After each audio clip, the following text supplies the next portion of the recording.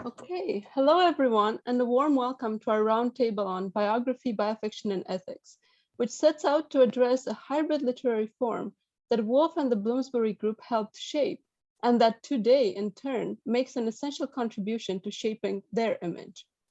Biofiction, the literary genre that appropriates historical lives and molds them into the stuff of fiction, has stimulated a variety of reactions over the past 3 decades. From Alain Buzin's cautious but prescient welcoming of the sweeping force of the biographical into the citadel of theory in his foundational 1990 address at the Cerisy Colloquium in France, to Jonathan Dee's accusations of literary grave robbing, or to Hermione Lee's squeamish reluctance to see a real person made over into a fictional character with made-up thoughts and speeches, which only slowly gave way to more positive and more thorough assessments of the genre, as the continued biofictional boom of the 1990s, 2000s, and 2010s imposed this form to critical consciousness. If biofiction was not unanimously hailed from the start, and if it was later embraced as what it should have been recognized to be from the very beginning, a literary genre and not a branch of history or biography, using historical characters rather than representing them, as Michael Lackey pointed out in a special issue of the 2018 Woolf Miscellany. Ethics was at the core of both the reluctance and the recognition.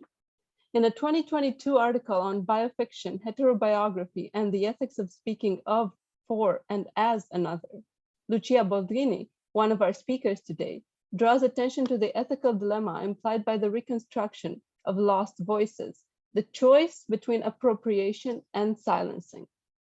Now, the Bloomsbury Group members were anything but lost or obscure voices, as they each had their strong medium of expression. But even when fictionalizing them, the question of hierarchies and polarities, of whom and how to silence or appropriate, continues to arise. Susan Sellers's and Emma Barnes's novels about the Maynard Keynes, Lydia Lopokova couple brilliantly reveal and navigate such polarities, which are not absent from biography either, as Mark Hussey's recent biography of Clive Bell shows. Furthermore, Lucia Boldrini's insightful observation, inspired by Judith Butler, that, quote, the very form of biofiction or heterobiography may itself, in its search for narrative coherence, perform an act of ethical violence on the represented subject, end of quote, superimposing the patterns of an unattainable monolithic ipseity upon the multifarious and conflicted aspects of life, applies to any and all biofictional subjects. In the same gesture, though, Boldrini shows how ethical concerns about capturing the image of the past should encourage rather than deter us from reading and writing biofictions. It is precisely through the dialogue between past and present that the past can be opened up, its voices allowed to resonate and form new patterns in response to the present. As long as we do not take these to be the voices of historical figures, but rather educate ourselves to hear in them a symphony of past and present echoes. Having understood this, questions like, how far can we stretch the fictionalization of a historical figure, or is it acceptable to resurrect Virginia Woolf in Istanbul, give way to more nuanced ones, like some of the ones we will ask today. Bethany Layne, for instance, will explore how we can evade the cliched overfamiliarity with Woolf and proprietorial or territorial attitudes to her life. Monica Latham will raise the crucial issue of staying truthful to Woolf's personality while moving through the array of different degrees of fictionalization. And Emma Barnes will remind us that to lie in biofiction is not a sign of ignorance, but of well-orchestrated knowledge. Ceasing to be definitive, the truths we tell, the patterns we form in reimagining the past, may very well tell us more about how Bloomsbury lives were imbricated in Bloomsbury art and remain, therefore, at the core of the heritage we cherish. So this was just a brief introduction, and I hand over the floor to Todd to introduce our speakers, who will flesh out these few thoughts and threads that I've sketched. Thank you so much, Laura. That was a beautiful introduction. The business of biofiction and biofiction studies is bustling. The business of Woolf-related biofiction and biofiction studies exciting, due in no small part to the work of our 7 panelists.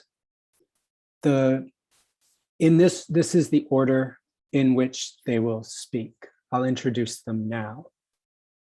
Lucia Boldrini is director of the Center for Comparative Literature at Goldsmiths, University of London. Her books include Autobiographies of Others, Historical Subjects and Literary Fiction, 2012, Experiments in Life Writing, Intersections of Autobiography, Auto/Biography, and Fiction, edited with Julia Novak in 2017. She's editor-in-chief with Michael Lackey and Monica Latham of the Bloomsbury Biofiction book series. And Lucia, can I say this next thing? Laura? Okay. And co-editor of the Routledge Companion to Biofiction with Laura, Cernat, Alexander Geffen, and Michael Lackey. She convenes the Auto/Bio/Fiction series at the Center for Comparative Literature. Lucia will be our first speaker. Second speaker is Monica Latham, who's professor of British literature in the English department of the Université de Lorraine in Nancy, France, and a specialist on Virginia Woolf and genetic criticism. She's the author of A Poetics of Postmodernism and Neo-Modernism, Rewriting Mrs. Dalloway in 2015, and Virginia Woolf's Afterlives, the author as character in Contemporary Fiction and Drama, 2021. She has recently co-edited a collection of essays entitled Recycling Virginia Woolf in Contemporary Art and Literature. Monica is also the co-editor of the series Book Practices and Textual Itineraries, the co-editor of Biofiction Studies with Lucia and Michael, and the co-editor of the series Virginia Woolf's Reading Notebooks. Our third speaker will be Bethany Layne, who's senior lecturer in English literature at de Montfort University in Leicester, the author of Henry James in Contemporary Fiction, The Real Thing, and the editor of Biofiction and Writers' Afterlives. Her recent work on Woolf and biofiction has appeared in the Edinburgh Companion to Virginia Woolf and Contemporary Global Literature, and in Recycling Woolf in Contemporary Art and Literature. Our fourth speaker today will be Mark Hussey, who taught at Pace University in New York for nearly 40 years.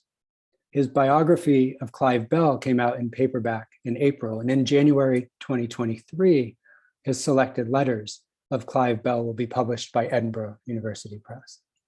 Mark founded Woolf Studies Annual, which he edited for 27 years before turning it over to Ben Hagen. And he's our sacrificial biographer on the panel. Our fifth speaker will be Michael Lackey, who teaches at the University of Minnesota. As a scholar, he's published books and articles and has guest edited special journal issues about biofiction, too many to list here. He's currently writing a book about German biofiction from the 1920s through the 1940s. He's also one of the managing editors of Bloomsbury Academic's new series, Biofiction Studies. We end with an exciting pair.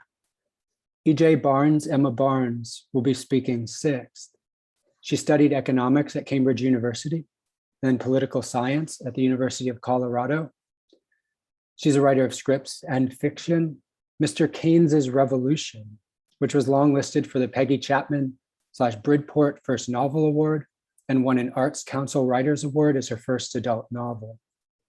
It focuses on the life of the groundbreaking economist and Bloomsbury member John Maynard Keynes, his relationship with Lydia Lapokova, and his attempt to revolutionize economics in the 1920s. And our final speaker today is Susan Sellers. Susan's first novel, Vanessa and Virginia, focused on the sibling relationship between Woolf and Bell and has been translated into 17 languages. She's recently published the novel Firebird about Lydia Lapokova, her love affair with Maynard Keynes, and the impact that she had on Bloomsbury. Susan's general editor of the Cambridge University Press edition of Woolf's writing, volume editor of The Waves, and professor of literature and creative writing at St. Andrews in Scotland. I will turn this over now to Lucia, who will get us going. Welcome, everybody, and thank you to all of the panelists for being so generous and patient with us as we've organized this panel over the past few months. Thank you so much, Laura and Todd, for your very kind, great introduction and organizing this great roundtable and for inviting me to be part of it. I'm very excited. I've just dropped into the chat the somewhat longer version of my thoughts that I'm going to summarize here in about 5 minutes, but I've also just added, I've decided I'd add the shorter version as well if it makes it a little bit easier to follow. Basically, I'm going to follow that text. When I first wrote about Flush in the early 1990s, saying that the book was about Elizabeth Barrett's dog and not about Elizabeth Barrett herself was somewhat controversial. Thankfully, we've moved on. In fact, now the description Elizabeth Barrett's dog may be controversial in a different way, as post-human or animal studies critics will point out that it subordinates the dog's existence to that of the poet that owned him. And we've heard a lot about this in the session on Flush just before this one. But questions about the subject of Flush are very much part of the ethical conundrums that Woolf asks us to take seriously. So as we know, Flush, much of Flush is about the biographer's difficulty in capturing the thoughts and perceptions of the dog. However, Woolf pushes this further into a fierce critique of Victorian and British society and politics. The cognitive and representational duality between dog and human mirrors that of Whitechapel and Wimpole Street. In Wimpole Street, everything was disguised. Nothing in the room was itself. Everything was something else. In London, this system of veiling and substitution extends to the refusal to acknowledge the inconvenient reality of the extreme poverty of parts of the city, Whitechapel, a reality which is veiled under or replaced with, in documents and reports of the time, many quotations, evasions, and euphemisms. The character is central to biofiction. And we can think of traditional approaches that see character as analogous to people, or of structuralist and post-structuralist critiques of character that object to a literary device being read in such a way as analogous to a person. Or even we may think of a post-human critique, which, especially in the case of an animal as character, may highlight the ethical imperative of recognizing its autonomy from anthropocentric bias. By linking the representational and cognitive gap between human and dog to the blindness to the logic that links Whitechapel to Wimpole Street, I'd say that Woolf locates the book within a humanist position, not because it doesn't dare go far enough in the direction of the recognition of animal autonomy, but because it recognizes that we can only perceive as humans. We can only use linguistic and symbolic forms to try to represent and understand others, including animals. At the same time, our anthropocentric bias should not blind us to the ethical duty to expose the substitutions that deprive subjects of their reality and intrinsic autonomy. Subjects including dogs, but also including the inhabitants of Whitechapel or of the basement where servants like Lily Wilson live in Wimpole Street. And therefore shouldn't blind us to the duty to act as humans to bring about political and social change. My final point is about the parallel drawn between the dog and the Browning's child, the child who will grow up to be fully human, the dog who was enslaved by being brought into the world of humans and being educated to be a member of the human community. And this leads me to think in terms of what Lyotard calls the inhuman.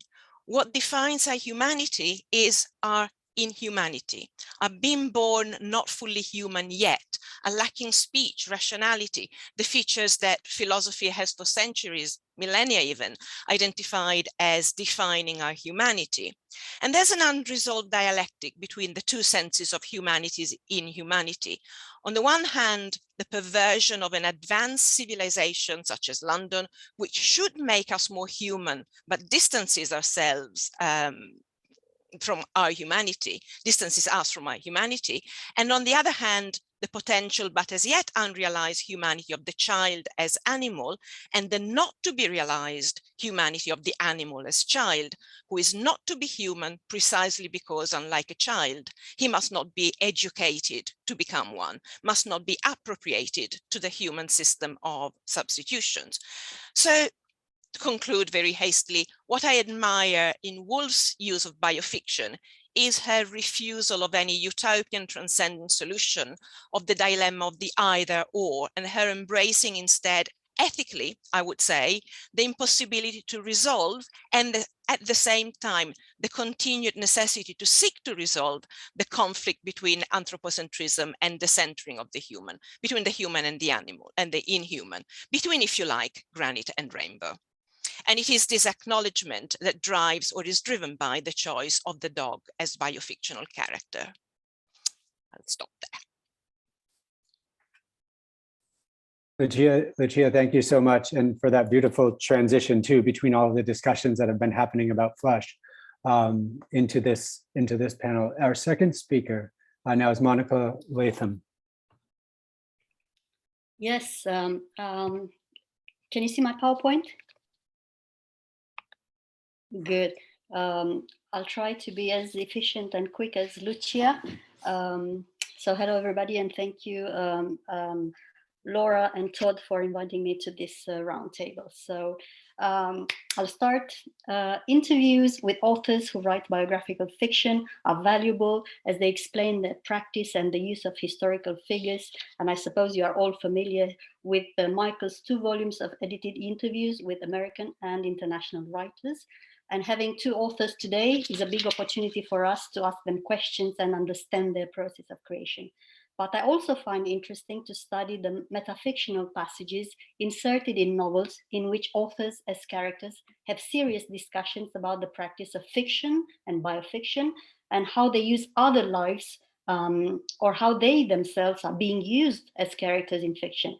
They seem to be speaking for the authors as if the authors use their characters as spokespeople to voice their ideas or to reflect heated debates formulated by critics. And indeed, over time, there have been many such arguments about the production of biofiction.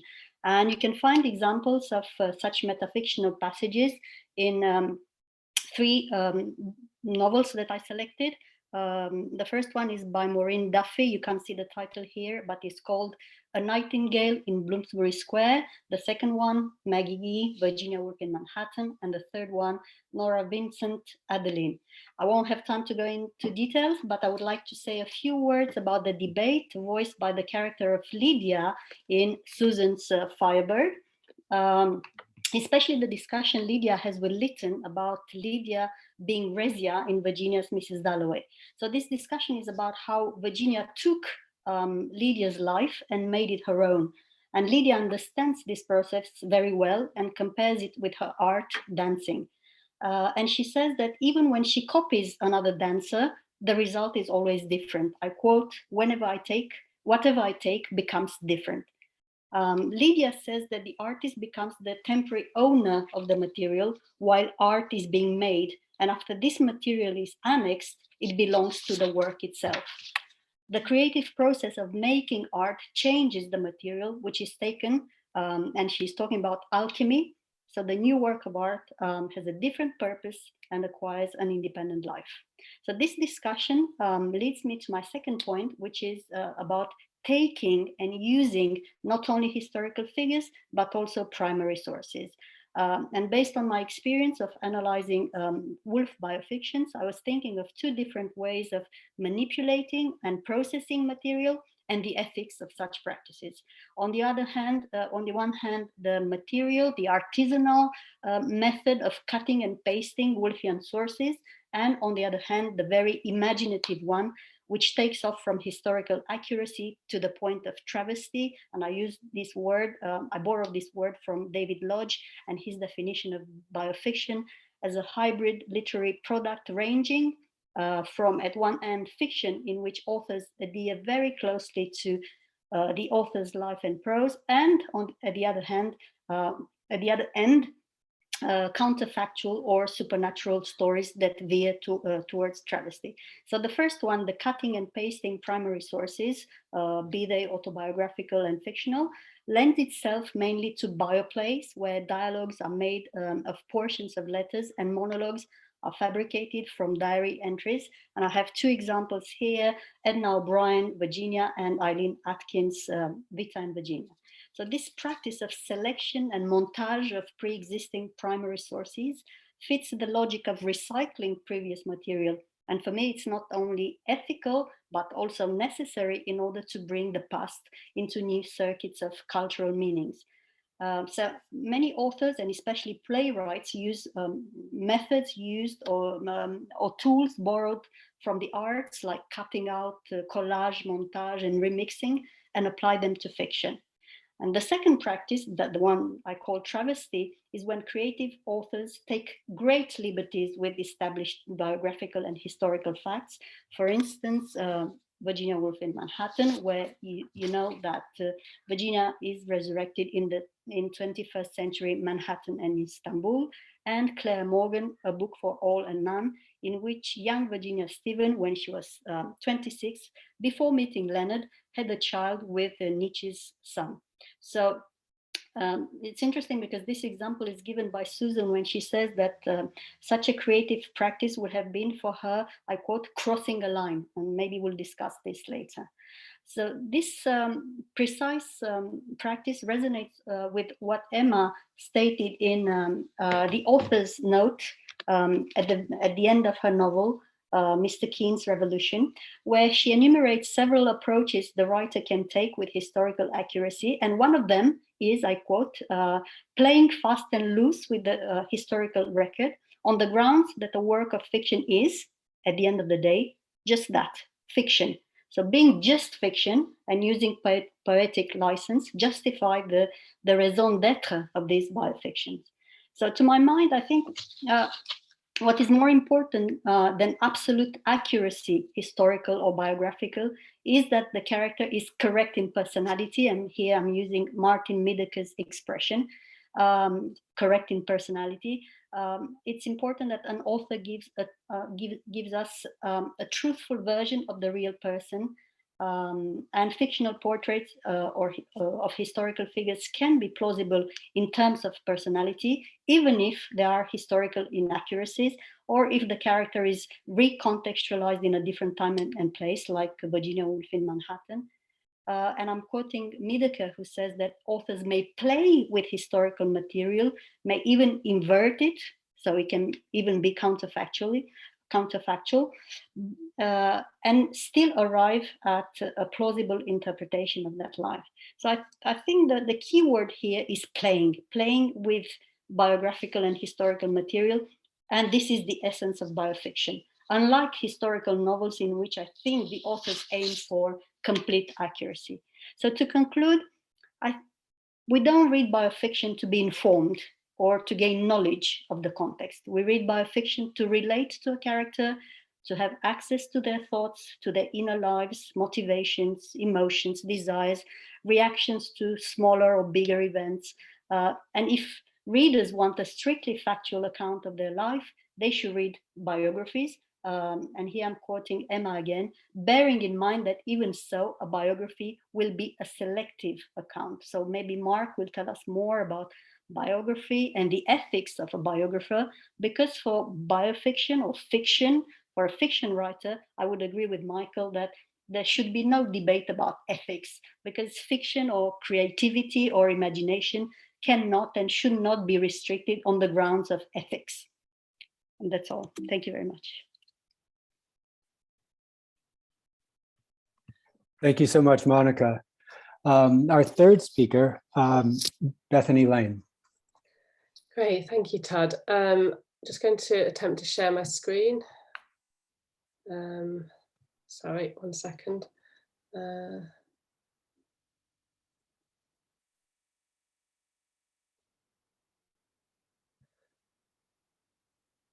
Sorry, apologies. Just having to approve something here.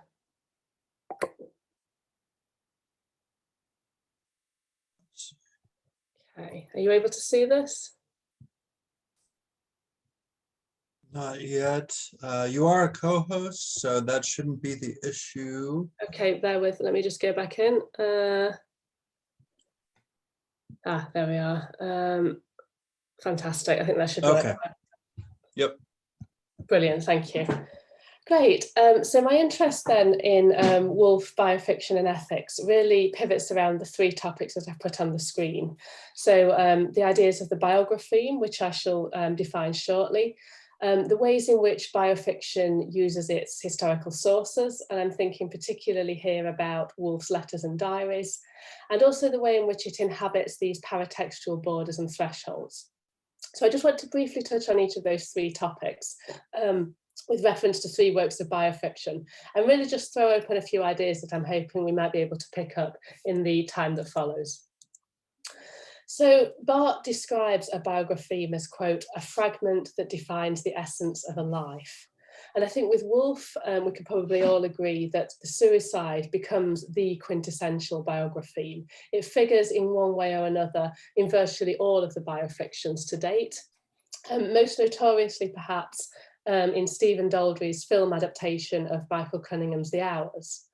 Now, Hermione Lee writes about this very well in Virginia Woolf's Nose, but just this idea of the moment of creativity and the suicidal impulse being conflated by Daldry, by virtue of the scene of Woolf's suicide being directly juxtaposed by the scene of her beginning Mrs. Dalloway, despite there being a couple of decades between those events.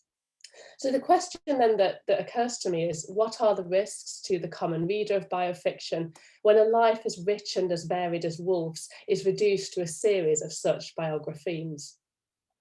Now, I think Laura Cernat's ideas around creative inaccuracy show a way in which biofiction might be able to intervene in Woolf's popular presentation, as well as simply perpetuating some of its more negative aspects. So Cernat talks about deceptive inaccuracy, which, as the name suggests, intends to mislead the reader, whereas creative inaccuracy is more concerned with, as I see it, using known facts about the subject's life to make what might be considered reasonable inferences, sort of creative speculations. So in Vanessa and Virginia, for example, Susan Sellers imagines a suicide attempt for Vanessa Bell. Now, I think I'm right in saying that there's no evidence that that necessarily occurred, but it is grounded in what we know about Vanessa Bell's periods of depression. And it's also grounded in historic detail about a possible earlier suicide attempt of Woolf's that's described in Jane Dunn's biography. And I think this is quite useful for intervening in Woolf's popular presentation, because paradoxically, it actually enables her suicide, when it does occur, to be reclaimed in the novel as a sort of life-affirming act. So Vanessa has this wonderful line that, quote, as one of us surrenders, the other must fight. So it's almost as though in taking her own life, the Woolf figure in the novel frees Vanessa Bell to carry on living. So just one example, I think, of how creative inaccuracy can stage a really productive intervention in what could otherwise maybe in popular culture be biofiction's more morbid version of Woolf. My second area of interest is really around, as I say, ways in which biofiction might voice issues that are similarly germane to Woolf scholars. So in Virginia Woolf in Manhattan, we have an author figure, Angela Lamb, who really frets, I think, about the existence and the extent of Woolf's autobiographical materials. She figures the letters and the diaries as, quote, that secret passage so many of us had crept down without Woolf's knowledge or consent, which I think is a wonderfully redolent image. It's one that's very evocative of abuse, I think. So it's as though the publication of Woolf's oeuvre is in some ways a violation of her embodied personhood. And as I say, I don't think these are issues which are peculiar to writers of biofiction. I think they're ones that writers of Woolf scholarship have grappled with as well. And I think, you know, I won't touch on these too much for lack of time, but biofiction also maybe suggests some ways in which we might negotiate these. So, for example, trying to divorce Woolf, the embodied person, whose right to privacy is surely contravened, with Woolf, the writer, whose oeuvre, whose reputation is shorn up by the publication of the complete works, the complete letters and diaries. And last but not least, I just want to think very briefly about biofiction's use of the paratext. So Jeanette's idea of the borders and thresholds that occur alongside and around the published text. So I'm thinking particularly here of Priya Palmer's novel, Vanessa and Her Sister, which has several quite interesting paratextual features, I think. So it takes the form of a diary, which is very interesting when, of course, we know that there are several missing papers of Vanessa Bell's, so kind of creatively inhabiting that fissure. It also has 5 sections which are demarcated by letters written by members of the Bloomsbury group, so actual published letters. And last but not least, it has a statement where Palmer sort of lays bare her departures from published fact. So I think the letters maybe have a potentially contaminating influence. You know, is there the risk that invented material is mistaken as historical data by virtue of its juxtaposition to a published document? Or equally conversely, when an author like Palmer lays bare her inventions, is there a sort of tacit acknowledgement that anything not listed is real, which of course would be problematic for various reasons? So just to end then, a couple of questions that maybe we could return to later on. So how do these ethical considerations that I've pointed towards, do these differ for readers where first and second order discourses are concerned? So what I mean by that is, do readers have a tacit appreciation that Woolf's diaries and letters might be quoted silently, where they might expect a more conventional acknowledgement when, say, Woolf biography is quoted? And last but not least, what happens when scholars themselves turn to biofiction, as Susan Sellers has done, as David Lodge has done with Henry James? Are readers able to keep their careers in sort of hermeneutically sealed chambers? Or is there a sort of assumption that their expertise sort of bleeds over into the fictional sphere? So many questions, very few answers. And as I say, hopefully we can pick up on some of these later on.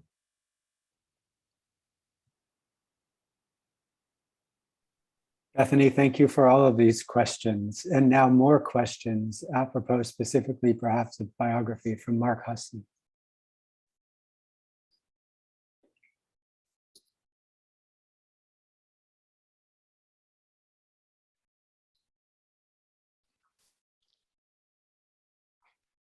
This isn't really a summary of what I sent to everyone in the roundtable because I found it sort of too fragmentary. And I'm perhaps something of an outlier here. Certainly, I'm feeling like a fish out of water. I have not written a novel, nor have I written much, if anything, about biofiction. Like science fiction and detective fiction, biofiction's not a genre I typically read, although I do read books by people I know. Therefore, any contribution I might make is quite severely hampered. On the other hand, I have read recently Monica's excellent survey of the field in her book, Virginia Woolf's Afterlife, so I have a good sense of what's been published. Furthermore, even though I've now written a biography, I perversely resist the identity of a biographer, as that seems to me to imply I'm going to continue to write biographies, and to be honest, I'm not sure what I'm going to write next, but I hope it won't be another biography. In general, I take a fairly libertarian attitude to fiction. I think, along with Zadie Smith, that there should be no limits set on a writer's imagination. On the other hand, I've been one of those Woolf scholars relatively antagonistic to Michael Cunningham's interventions. And I know it's probably a kind of heresy here, but I wasn't that impressed by The Hours as a novel. It seemed to me a kind of painting by numbers effort to do modernism. But of course, that work has had far-reaching ramifications for the image of Woolf in the world, especially since the film version. And in fact, I would say that biofiction has a cultural power that far exceeds the possibilities for academics to affect the image of Woolf that circulates. So complaints about scholars who are possessive and so on about Woolf seem somewhat disingenuous to me. I was going to say, as an example of that, that Susan's first novel has been translated into 16 languages, because that's what it says in Firebird, but Todd just said it was 17. So an amazing example of success and cultural circulation. And I do think of Woolf as a kind of special case, because as Brenda Silva so masterfully showed, Virginia Woolf circulates in cultural discourses as an icon put at the service of many competing interests. It's no accident that biographical treatments of Woolf exceed in number those of, I'm pretty sure, any other 20th century writer. Woolf is a screen on which all manner of images, fantasies, and assumptions have been and continue to be projected. And when I was reading the position papers that people contributed for today's roundtable, it seemed to me that my colleagues often expected at least some adherence to what I suppose we must call fact, as well as plausibility in representing Woolf as a fictional character. But this isn't to say that all writers of biofiction necessarily feel a similar compunction. Michael Lackey puts the onus entirely on the reader to determine the degree of that plausibility. The purpose of a biofiction, he has written, is to express the author's own vision of life and the world. And the importance of labels in this field, it seems to me, can't be overstated. This is a work of fiction, this is a biography, but each of these genres, since the early 20th century at least, has flirted with the other. And as we know, Woolf is a very significant part of the reason why that has happened. Woolf, as a madwoman who happened to write, conforms to the received opinion of many commentators on the political right, especially in England, especially in the Daily Telegraph, even today, who see her as the principal figure in a group of people named the Bloomsbury Group, who sought to undermine traditional values. Zachary Carter's brilliant new book about Keynes, The Price of Peace, makes clear how attacks on Keynesian economic theory can be illuminated by examining attitudes to Bloomsbury. So my personal worry about biofiction has been that certain tendencies in the image of Woolf that circulates can become amplified and thus received as fact by the majority of readers whose knowledge of her activities and productions might be very limited. But this is just me being protective of what Michael calls my superstar, to whom I've devoted most of my career, and that's certainly a fair point. And I don't mean to focus all my attention on Michael, but it does strike me that he's almost single-handedly invented the flourishing field of biofiction scholarship. So I want to question this notion that, as Michael put it, the ethical responsibility with regard to biofiction has more to do with the reader than the writer. Because if the argument on behalf of biofiction is that it's all the writer's imagination, that facts don't matter, that readers should be aware that it's primarily fiction, why would it matter that a character was represented as Virginia Woolf, to whose life, of course, we only have access through writing? If the writers of biofiction are expressing their own vision, then what difference does it make that a character is Virginia Woolf rather than, say, an invention named Vincent Wright? I'll stop there. I think I should stay out of the way. Michael.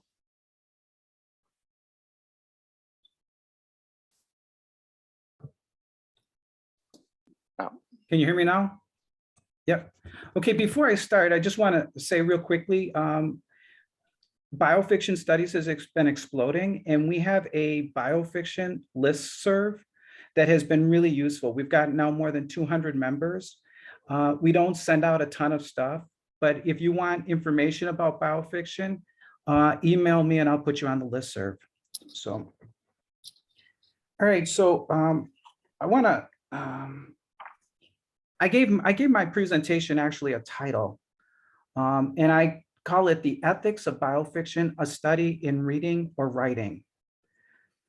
I recently taught Michael Cunningham's The Hours in my senior seminar about biofiction. When discussing the novel and film versions, I showed the clip when Laura Brown finally explains why she abandoned her husband and children. In their conversation, Laura notes that Clarissa Vaughan had a child, which Clarissa joyfully affirms. She then says, quote, "But I never met Julia's father," unquote. The implication is that Clarissa used a sperm bank to conceive her daughter. Laura retorts, "You so wanted a child," to which Clarissa says, "That's right." Laura then says, "You're a lucky woman." Clarissa is different from Laura. Clarissa passionately wanted a child, so she went to extraordinary lengths to have one, while Laura clearly did not. Laura then shares how people can sometimes consider suicide because they are forced to live undesired lives. And she mentions how she went to a hotel room to kill herself. But it was in this moment that Laura decided to choose life instead of death. So she made her plan to abandon her family. After watching that scene, many students and one professor were struggling to hold back tears, and not all succeeded. I tell this story because I want to focus on the ethics of reading biofiction.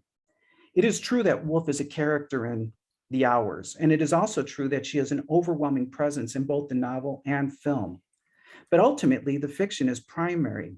In other words, the reality of Woolf's life is subordinate to the author's fictional version about life. Returning to my class, after discussing one of the main themes of the novel and the film, specifically the super subtle societal pressures that function to coerce people into living undesired lives, one of my students asked, quote, "Is it true that Woolf was forced to live a life that she did not want to live?" Unquote. Another student replied, "Yes, at least that is the case in the novel and the film," unquote. I love that response because the student was able to make an important distinction between Virginia Woolf in fiction and the Virginia Woolf in life. There is an ethical responsibility with regard to biofiction, but it is one that has more to do with the reader than the writer. That responsibility could be stated thus: when you are reading biofiction, you should realize that even though the protagonist is named after a real person, that character is still a fictional creation. In biofiction, the literary truth, if we can call it that, takes precedence over biographical or historical facts. It is my contention that this understanding of and focus on literary truth explains why my students had such powerful responses to the novel and film versions of The Hours. By the end of the semester, my students were not asking if the biographical novel gave them an accurate picture of the taken from life protagonist. Rather, they were asking, how did the author take something from the life of a real person and then convert it into a metaphor that could be used to illuminate their struggles in the present? Since the fictional truth is of ultimate importance, my students realized that authors would take liberties with the real person's life in order to communicate and bring into sharp focus their aesthetic vision. So if someone were to complain that Cunningham gets some facts wrong or pictures Woolf in a distorted way, my students would reply, "Of course he did. That's what fiction writers do." When we ask questions about ethical responsibility in biofiction, we tend to place the burden on writers rather than readers. For instance, in their abstract for this roundtable, Todd and Laura raise foundational and vital questions about the ethics of biofiction, but they are all questions about the writer's ethical responsibilities, whether it is ethical to alter facts about a person's life or to build on Woolf's symbolic capital, for instance, for purposes of self-promotion. The answers to those questions, I contend, while hugely important, will be inflected in radically different ways depending on the ethical burden assumed in relation to the reader. To be more specific, if it is assumed that readers see biofiction primarily as fiction, then the answers would be very different than if it is assumed that readers see biofiction as primarily biography or history. To my mind, the ethics of biofictional responsibility rests more on the shoulders of readers than authors. Within this framework, readers who criticize authors of biofiction for altering facts or distorting a life without understanding the nature, function, and purpose of the alterations and distortions are the ones who have committed an unethical act. To help readers not read in an unethical way, it is incumbent upon us professors to teach students how to become more skillful, capable, informed, and critical readers. If we teach students that biofiction is actually fiction and not biography or history, this will make them less naive and more critical as readers, and not just as readers of biofiction. But more importantly, teaching them to become more careful and skillful readers will enable them to have more powerful emotional responses to authors' fictional visions, and avoid criticizing authors of biofiction on the basis of bogus ethical mandates. Thank you, Michael. It's so exciting now to already hear this conversation beginning to develop in about 17 different ways. And it's exciting also now for our final two speakers to turn to writers of two wonderful biofictional novels centered on the Bloomsbury group and related to Woolf. Emma Barnes is our next and our penultimate speaker. Thank you very much. It's great to be here. I think I'm the only non-academic on the round table. So this has been a really fascinating experience for me. Despite writing it, I didn't even know that biofiction was a thing until quite recently. So it's been very interesting indeed. So I'm going to give you some thoughts, a sort of short version of my paper.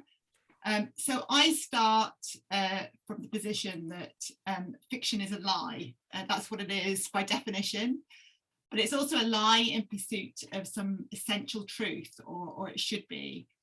And while it's impossible to tell the complete truth about any historical time or person in a dramatic or fictional form, I think if we recognise that and the practical and aesthetic constraints that are imposed upon us as writers, we can try to write fiction about real people and sort of do it with integrity. So as a starting point, and in this respect, I begin in a completely different place from, say, Hilary Mantel, the novelist, who asked if she would ever change a fact, said, I would never do that. There isn't any necessary conflict between good history and good drama. And I would argue that complete historical accuracy may actually distort the greater truth. So in Mr. Keynes's Revolution, I set out to write a novel about a very public figure, the groundbreaking economist and Bloomsbury member, John Maynard Keynes, whose his life mission, which was essentially he wanted to save civilization, and to set this in worlds that included Bloomsbury, but also high finance and politics. So it's a world it's a story that demands plot, subplot, multiple perspectives and events. But that meant it ran the risk of becoming overwhelmingly long, complex, and messy. So the challenge I felt was to distill a great deal into relatively few scenes, and that can only be done with a certain amount of artful pruning and rearranging. I also think in writing about worlds and characters that are so minutely documented, such as Keynes and Bloomsbury, a requirement of complete accuracy would propel writers towards the small scale, the domestic and the psychological. But and there are wonderful novels like that, but I don't think that would convey the life of Maynard Keynes, which was very much out in the world. So I wanted to give an example of my method. So in the very first chapter of my novel, Maynard Keynes is called out of a committee meeting at the Paris Peace Conference in 1919, where he has been expressing his unhappiness about the crisis in Europe following World War I. And he's called out to attend a meeting of the world leaders. And he arrives in time to see the French Prime Minister, Clemenceau, scrumple up a copy of his Maynard Keynes's proposals and throw it away. Whereupon Keynes turns around and walks out in disgust, never to return. So this is a scene that did not happen, so far as I know, but it dramatizes a situation in which Clemenceau did reject Keynes's ideas and Keynes did leave Paris. So it conveys the truth in a concise, dramatic way. Now, in case this seems like a plea that facts don't matter, I don't believe that. I think research is the absolute basis of what we do and what we owe our characters and our readers. But I don't think the main purpose of the research is fact-checking, although that's important, but I think it's to understand our characters' cultural and intellectual lives. And for me, one crucial motivation for my writing was Keynes's work, which was itself a huge challenge, given that he's probably 20th century's most influential economist. So I wanted to distill his ideas into something my readers could understand. And obviously they're not economists, and I owed it to them and Keynes to try and convey the originality and revolutionary nature of these ideas and how exciting they were. And so I make no apology for calling on all the resources of drama and comedy to do that. So I'd like to tell, I think my focus here has been on the protagonists, but what are the characters around them? I mean, do I feel guilty about Vanessa Bell, who's defined in my novel through her, largely through her jealous, snobbish treatment of Lydia Lopakova?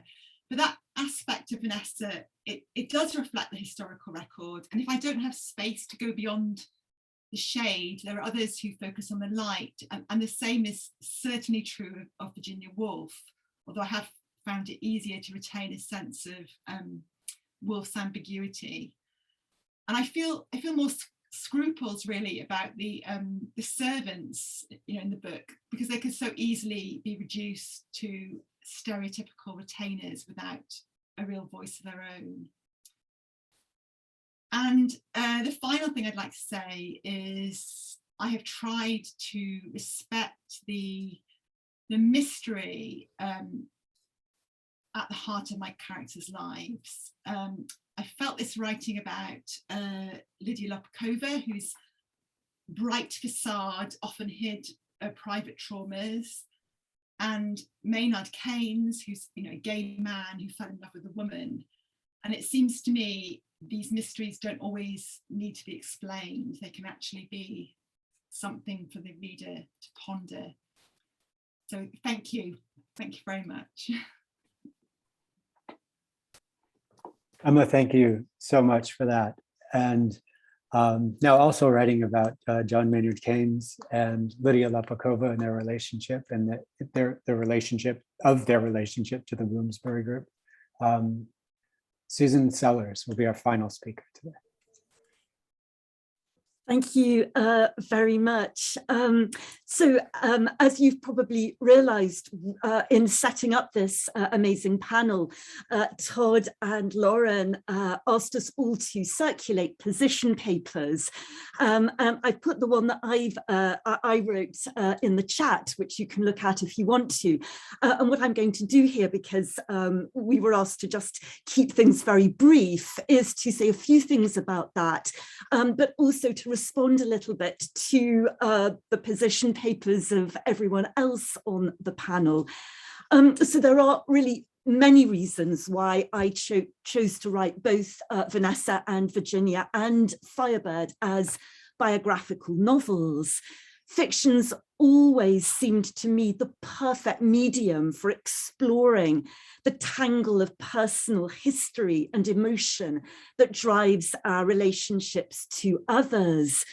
In Firebird, I wanted to delve into the fierce tensions and surprising animosities Maynard Keynes' love affair and marriage to Lydia Lopakova caused Bloomsbury, especially its other women artists, Woolf and Bell.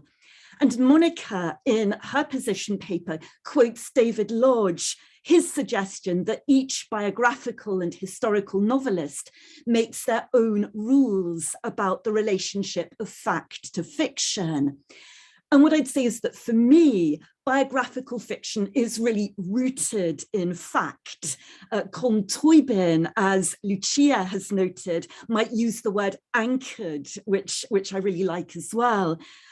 It always begins for me with months, quite often years of research, but then it also becomes a space in which to speculate and imagine, not least in all those places where the historical record is silent. And let me give you an example. There are two extant single sentence letters from Lydia Lopakova inviting Maynard Keynes to tea at the Waldorf Hotel in London at 5 o'clock on December the 30th, 1921. But though this meeting was clearly a catalyst in their affair, we have no idea what happened, what was said, what was going through their minds, what their feelings were. The two letters are addressed, Dear Mr. Keynes, and signed, Yours sincerely, L. Lopakova.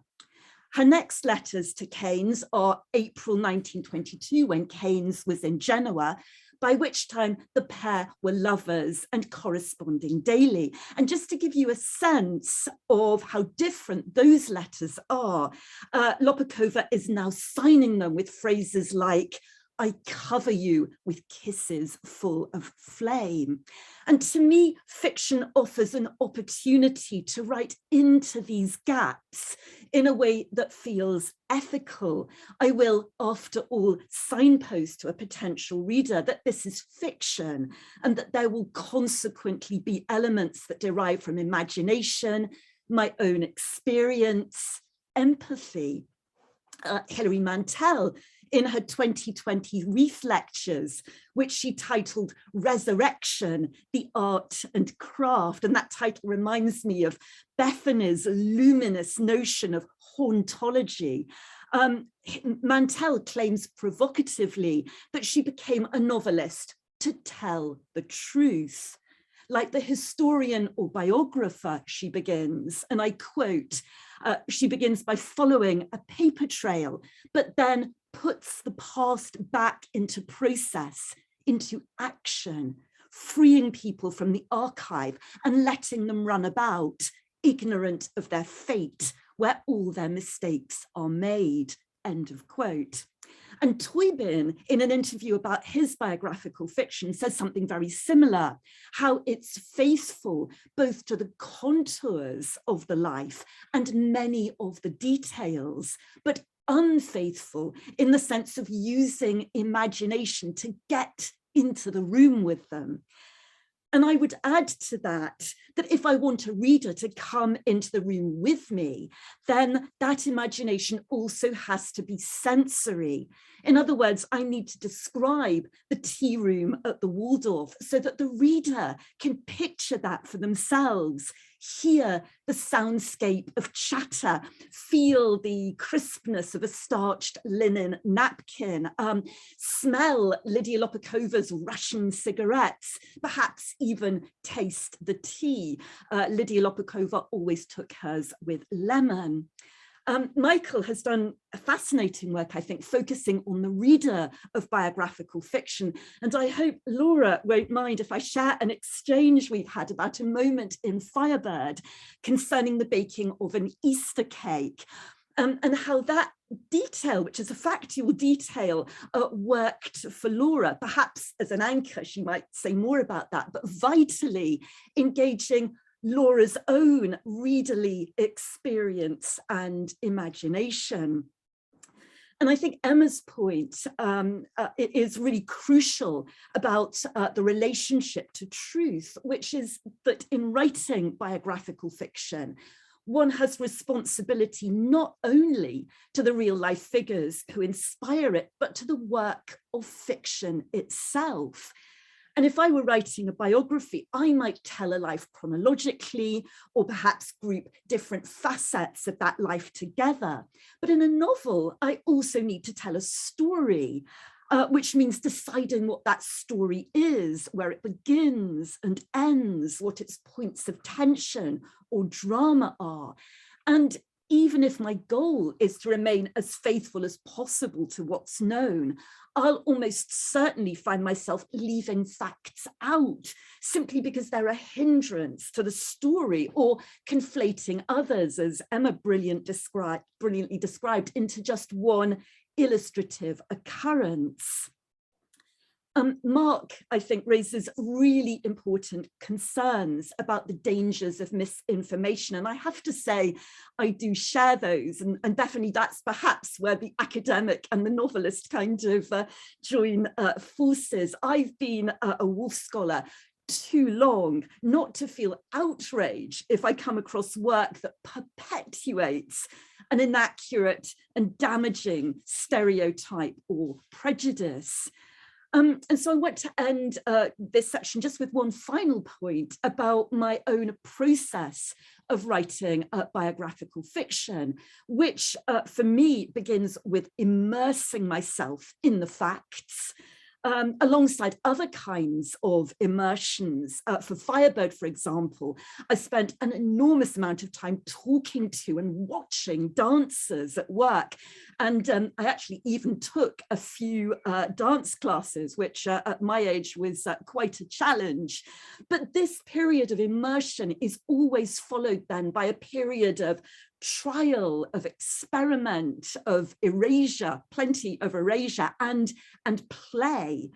But it always ends with fierce editing, partly in relation to the story, partly in relation to formal and aesthetic considerations, such as the language. I mean, one of my motivations for wanting to write about Lydia Lopakova was perhaps picking up on Forster's assessment of her as a natural poet. I just fell in love with her language.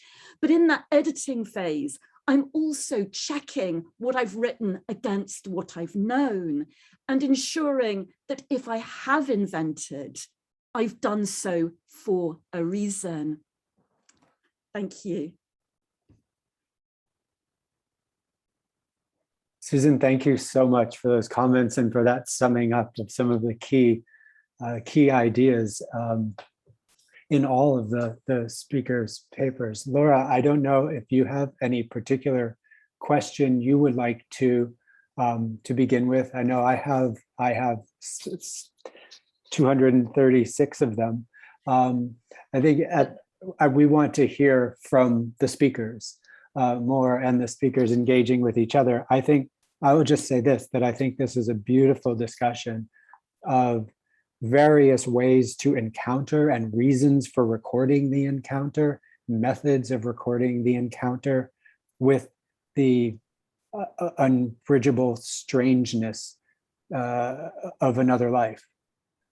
And that may be intrinsic to creative as well as critical projects. I'm interested to know what the panelists see as some of the core themes and questions and problems and concerns that they're hearing in each other's talks. But Laura, I will ask it also if you have more specific kinds of questions. I wrote down quite a few specific questions listening to these wonderful talks and ideas, but I think I want the panelists to start with a discussion among the group. And I just wanted to point out the wonderful resonance between Susan's closing line that she invents for a reason, and something that Emma wrote and brought up in her talk as well, that that fiction is a lie, but you have to know why you are lying and when you are lying. So research is essential. So I really love that resonance. And I have a lot of other questions, but first I want to hear from the speakers. Monica, yes, please. Thank you. I don't know where to put my hands up on the Zoom thing, so I just raise my hand. I have a question for Emma. Emma, would you say that because you mentioned Hilary Mantel, would you say that Hilary Mantel writes historical fiction? This is why she would never dream of changing facts, whereas you write biographical fiction in which creating a truthful character or a protagonist is more important than historical accuracy.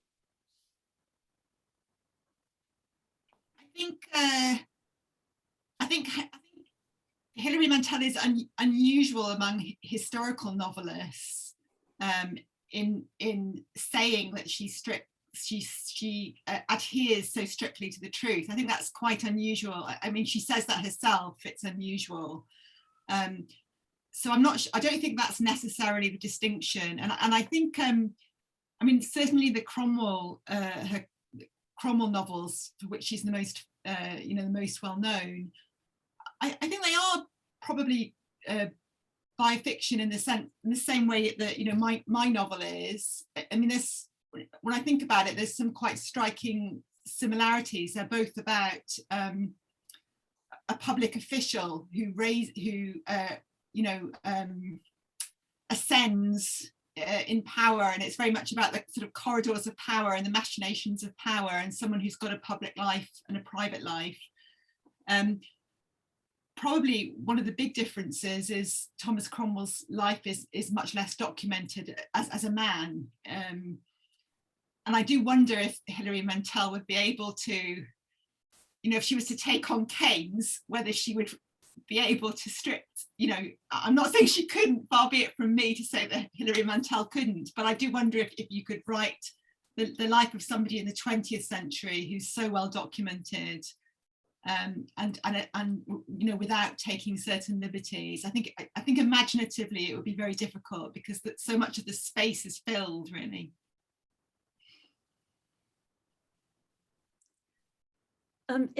Sorry, there's a hand up. Sorry, I'm not very good with hands. Sorry, Lucia. No, go ahead. If it directly follows this, go ahead, Susan. I was just going to say that I think what Hilary Mantel does so brilliantly, which I think, you know, in a sense I would really want to argue for in the case of biographical fiction, is that it's to do with putting, you know, getting into the room and bringing the reader into the room too. And I think that you know, that she does that extremely well in her novels, and I suspect she would find a way of doing that, you know, whatever she was writing. Sorry, Lucia, it just seemed to follow on. No, absolutely. It did follow, so I'm glad that you jumped in. This is related. It's not directly following, but it is related. And what came to my mind as you were speaking is Alicia Jimenez Bartlett's book, Una habitación ajena, a room for someone else, a room of someone else's, a Spanish writer who lifts passages from Woolf's diaries and letters and uses what we know biographically, historically about Woolf herself and other members of the Bloomsbury group, but especially Lottie Hope and Nellie Boxall, the servants, and invents a diary secretly kept by Lottie, by Nellie Boxall, and which the narrator, who's a kind of projector of herself as a kind of Woolf scholar writing about Bloomsbury, discovers. And then she says in one of the introductions to a translation of the book that many readers had taken the diary as real and were asking her about this diary. And she said, no, I invented the diary. And therefore, they all thought that what she was quoting from Woolf was fake as well, because it's almost as if we can't keep in our mind the coexistence of invention and fact, as if we want either the granite or the rainbow in the work. And that made me remember students, and Michael was talking about his students. I remember students getting really cross on discovering that Sebel's Austerlitz, which of course is not a biofiction, but they were cross that he had invented the character because there's photographs and it looks real. So they were cross with him that he'd invented it. And we read that book immediately after reading Banville's Dr. Copernicus, who says in an interview that, you know, people go up to him and ask, but did you do all those things? Are those things real? And he says, yes, he did all those things. And they got puzzled and angry. And he says, they're right, because the novelist doesn't have any business taking actual historically recorded fact. And it's almost as if we keep swinging, oscillating between those two poles of writing fictionally, imagining everything, or writing factually. And it's almost as if we can't quite cope with that as readers. And it sort of makes me think of what Michael was saying about our duty as readers to somehow hold that together, respect the work of the writer. And that's why I really like what Woolf does with Flush, that kind of holding together what was saying on the one hand and on the other hand, and trying to hold those together, not resolving them. It's not a question, it's just kind of free-flowing thoughts inspired by the kind of things you were saying. But what I find interesting about the form of biofiction, apart from everything we've been saying, is that that's what we do all the time as kind of living human beings. We know some things about others and we construct them in our minds. We biofictionally construct others in the way that we relate to other people. So that there is something, I think, if you like, ethically profound, both in the creation and in the interpretation, in the reading of others, of those stories that we create in order to relate to people. So I'll stop here because otherwise I could go on for hours talking about that. If I can jump in just quickly, I think your student's reaction reminds me a bit of Joseph Frank's reaction, that's Dostoevsky's biographer, when he first read The Master of Petersburg by Coetzee, and he wrote an article saying Coetzee should have put like a warning sign to explain that this is a novel, that it's fiction, because people who don't know enough about Dostoevsky might think that this really happened. And it fascinates me that this thing that is happening today only with students and only for half a semester or less used to happen with like established scholars, which means that we, as Michael says, we are learning and understanding to receive biofiction for what it is. But I'm going to let Michael develop on that because I don't want to. Well, there's so much to respond to here. I want to start by responding to Emma. There's a really interesting thing that Chika Enigwe said in an interview. She said, readers don't go to biofiction for truth or facts. They go to biofiction for possibilities. And when you describe your work, Emma, what I love so much about it, I haven't read it, but based on what you said, I'm going to go out and get it right away and read it because it sounds wonderful and I'm really excited to read it. But one of the things that I have noticed is writers choose specific figures for a reason. So they can do something that is quite extraordinary. So your Keynes, Virginia Woolf, we can go through it, Nietzsche, we can go through Eliza Lynch, we can go through all these characters that people choose. And why are they writing about them? And it's because they offer us possibilities of new ways of thinking and being. It seems to me that I want to address one of the questions Mark raises, because Mark says, well, why even bother naming the character Virginia Woolf? And here I'm stealing from Lucia, because Lucia and I gave in a panel in London a number of years ago. And Lucia made this argument. She said, look, when you anchor the story in a real person, it has a powerful, powerful effect on readers. And I think even on students. And here I want to take real quick issue with Bethany on the hours, because in the hours, yes, I mean, the suicide is there, but there is a story that goes beyond the suicide. And it's a story about how somebody is struggling with depression, but can go beyond it, can see a possibility for breaking out of the depression, breaking out of the cycle. And when we realize that Michael Cunningham's not really writing a novel about Virginia Woolf, but he's using Virginia Woolf's life to give us possibilities, new ways of thinking and being, then we're loosened up to have a much more powerful emotional response. And this is what my students have had to the hours. They were deeply moved. From here, I think, kind of in a personal way, a number of the students shared their stories with me. A number of them were struggling with depression. And what the novel did is it resonated deeply with them. And they were struggling with ways to figure out how to cope with their depression, how to overcome it. And even though Virginia Woolf ends in suicide, in that novel, she's dealing with Mrs. Dalloway and how Mrs. Dalloway is able to overcome those tendencies within herself And the students can see how Laura confronts this and how she can overcome this. So getting back to Emma now, this whole notion of going to fiction, not so much for truth, but for possibilities. I don't think this contradicts what you were saying, Emma. I think that what you describe in your assessment of Keynes matches perfectly with this.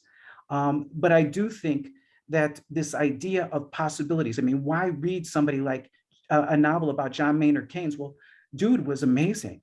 I mean, he did stuff that, how could anybody do this? I mean, how could people come up with these revolutionary ways of thinking? And we go to a story like that because, well, we want to try to do something even slightly similar to it. And so that's why we turn to these kinds of stories. I've thrown out a lot there. I've kind of addressed a lot of you, but I hope that it will give you some insight into what I was thinking in the writing of my piece and how I've responded to a lot of your work. Yeah, if I can just briefly come back there, Michael. So I don't think we're actually at odds here, because I think my issue is less with Michael Cunningham's novel than with Daldry's film adaptation. I think particularly that dual framing. So we have the suicide, the sort of the prologue to the film, and then the epilogue as well.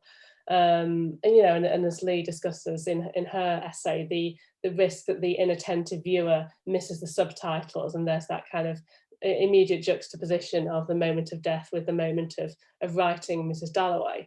And I'm racking my brains here, and I can't actually think of any of the other, I don't think there are any other Woolf biofictions that have been sort of translated to film or television. I know we have Life in Squares, don't we? But I don't think that had a literary source. Is that what you're going to say there, Laura? Sorry, I thought you were going to come back there. No, just that Life in Squares, as you said, there aren't any. I just thought of Life in Squares, and it is based on Amy License's Living in Squares, Loving in Triangles, or something like that. But it's not a fictional novel. It's not a novel. It's just basically a biography, yeah, a collective biography. Of course. So, I mean, I wonder if it's not too off topic, maybe we could think about the biography, biofiction, you know, dichotomy a little bit more, perhaps. You know, are the responsibilities to the viewer and the reader different? How might viewers and readers encounter those differently?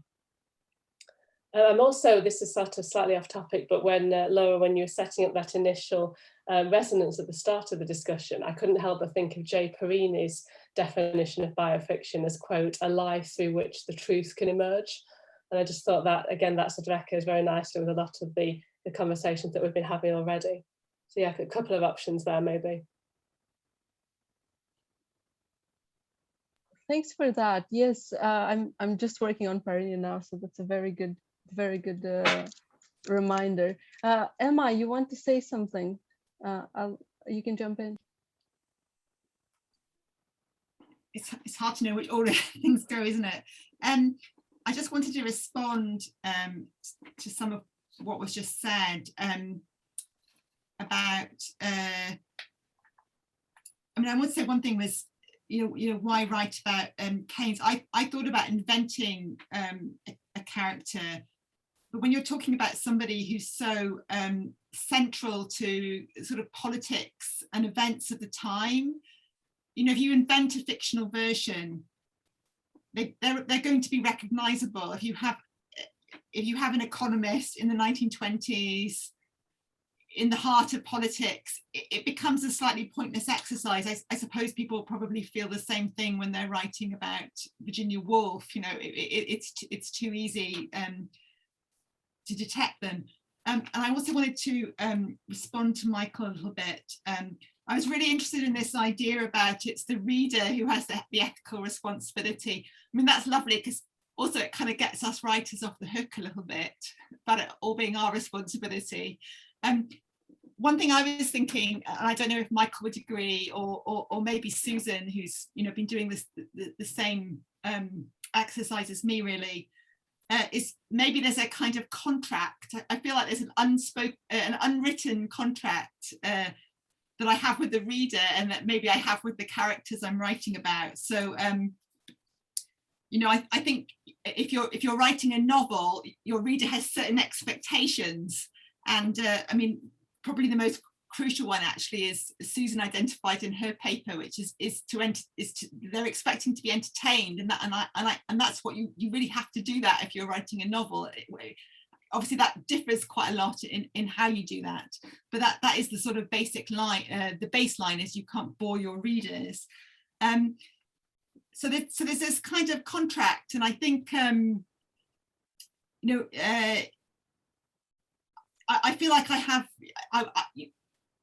have to account to the people I write about, although they're all dead, obviously, but I kind of imagine them coming back and accusing me if I took really great liberties with their lives. But I also sort of think about what my reader is expecting, and so it's a sort of two-way thing. So I feel like the burden isn't entirely on the reader to be the ethical one, but there's a sort of relationship there, I suppose, if that makes sense. I don't know whether that makes sense to other people here. Thanks. Thank you, Emma. This is brilliant. And indeed, as Rita said in the chat, we need to revisit Lejeune's notion of the autobiographical fact, and respectively the biographical and the fictional fact. And I think Michael talks a lot about this in his work.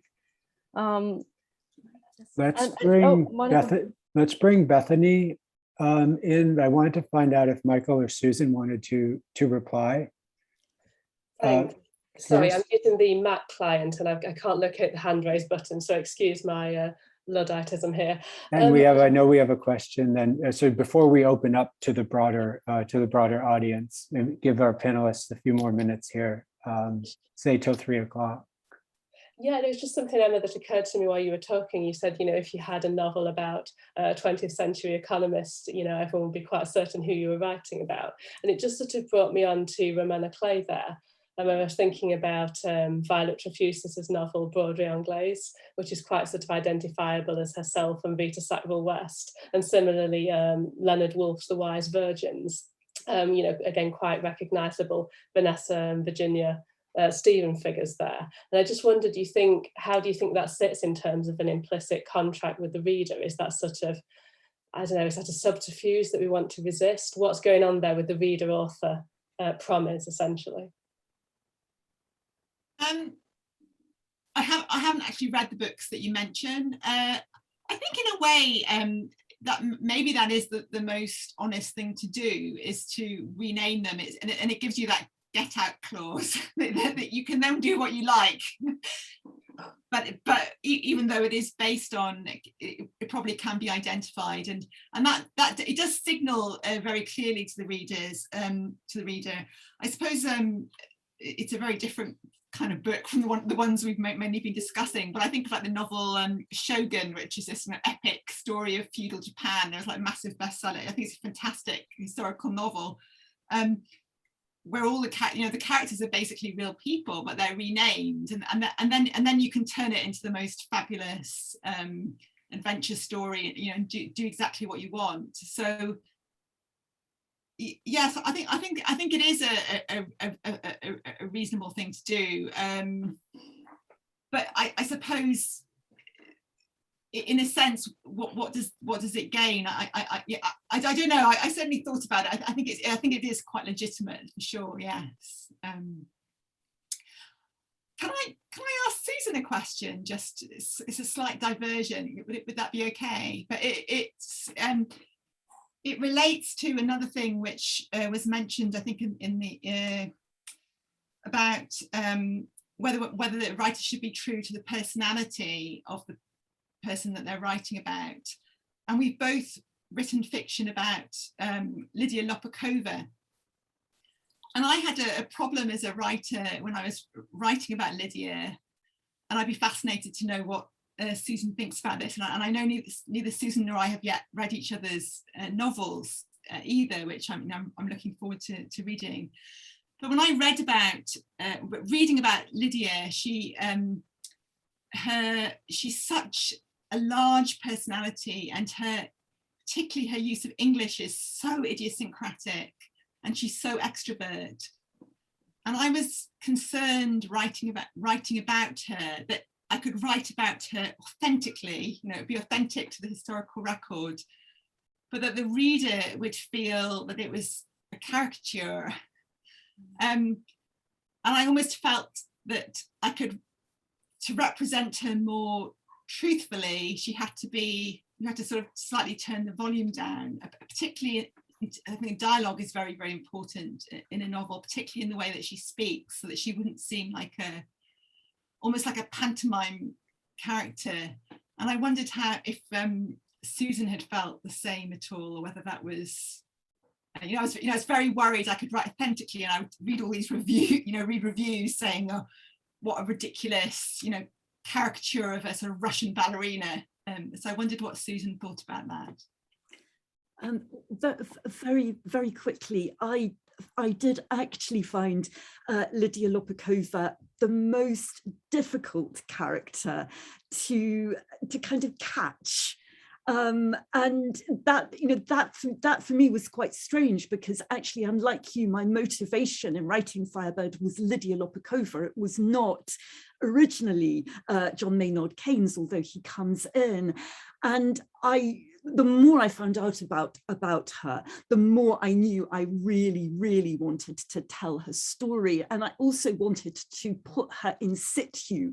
Why, when Maynard Keynes moved her into Gordon Square in 1922, why did that cause such tensions? I really wanted to explore that. So I knew I really needed to kind of get inside her skin and the situation and what it was like for Vanessa, because I actually felt very sympathetic towards Vanessa, having this, thunderous woman who, as you know, Emma, she said, that after a performance, she would come back feeling as if she could smash up the entire world and start all over again. What that must have been like for Vanessa Bell, whose room she moved into. But I think for me, it was, I don't know whether there was a kind of tuning down, but it did take a long time to feel that I got something of her kind of on the page. But again, sort of just enough so that the reader can kind of come into and sort of do the rest, because I really do feel that, when I'm writing fiction, my job is to do enough for the reader to come in and kind of start kind of catching the conversation along with me. And you're right, I'm terrified of pastiche. And it's very difficult because Lydia Lopakova has such a heavy Russian accent, even apparently right until the end of her life, she still had this kind of strong Russian in her voice, as well as some American. How do you get that without it kind of coming over all wrong? And just, if I may, very, very quickly, on that point that you made about, do you give people other names so that they're not recognizable, and then you can do what you like? I was listening to a very interesting interview with Jill Dawson, the novelist, and almost all her books are based on actual people. And she said something that I thought was really helpful, was that she said for her, the line is, will it do harm? And that if she's writing about people who are dead and who have no close living relatives, then why not use the real names? And she was talking about her book on Lord and Lady Lucan, which she was writing when Lady Lucan was still alive and when the family of the murdered nanny was still alive. And there she changed as much as possible. So she wanted to tell something about that life story, but she very much felt the need to kind of transpose it in, so that it wasn't those names, and it wasn't, I think she added ingredients to make it a little bit more complicated than the actual fact. Yeah, can I quickly respond? Or Yes. Yeah, I think I really agree with that, and I have to say, I think if Lydia and Maynard didn't have any direct descendants, although there are other family members, and maybe that might have made a difference. It's quite liberating that there aren't people who are going to be super affected by your version, and I felt like that writing about the servants, because they're real people too, and some of them will have descendants, and they're very undocumented. So you're taking these great liberties with their lives, which could impact on other people, I think. So yeah, I think there are, I agree with that. I think there are quite complex, ethical considerations there. Yeah. In fact, the only servant, there was a member of the domestic staff who is somewhat villainous in my book, and I made them into an invented character, I think, partly for that reason. Thanks. Thank you so much. And next is Monica, who has been waiting for a while to intervene. So sorry for keeping you waiting, Monica. And then we'll open it up to the audience. Yes, I just wanted to say something about Susan's novel that I read with great pleasure, and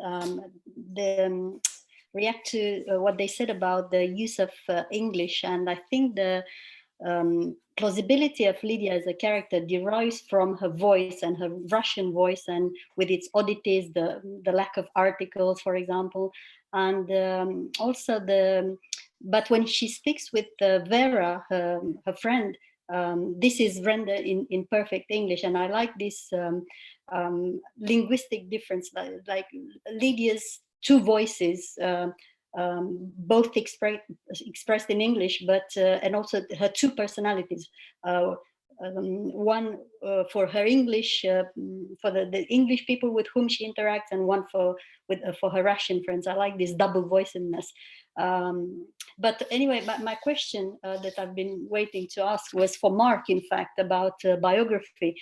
And from what Mark said, it seems like, writing biography is a daunting task. And if you read Woolf and her diaries, where she talks about her experience of writing her biography of Roger Fry, it's the same kind of difficult task. So my question is why is it so difficult? Is it because of the mountain of facts? Is it because you don't know what to select? Is it about objectivity? And my question is, how do biographers write objective biographies with no particular slant? And is there such thing as an objective biography? Is it even possible? So that's my question for Mark. No, I don't think it's possible. To the last point, however much one might think you're being objective, you have to select. I think when I had the idea of writing Bell's biography, my fantasy was some very contemporary avant-garde form. And then I started doing the work, and in my mind faced exactly what Virginia Woolf faced when she was writing Roger Fry, is that if you're writing a biography, you've got to tell a chronological story and say what happened as far as you can. So I got to the point where anyone could ask me any question about Clive Bell, and I could answer it. I could tell you, where he was, what he was doing.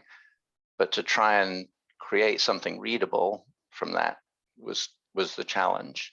And I also am particularly irritated when I'm reading biographies by the phrase "must have." She must have felt, and I'm like, well, maybe, but maybe not.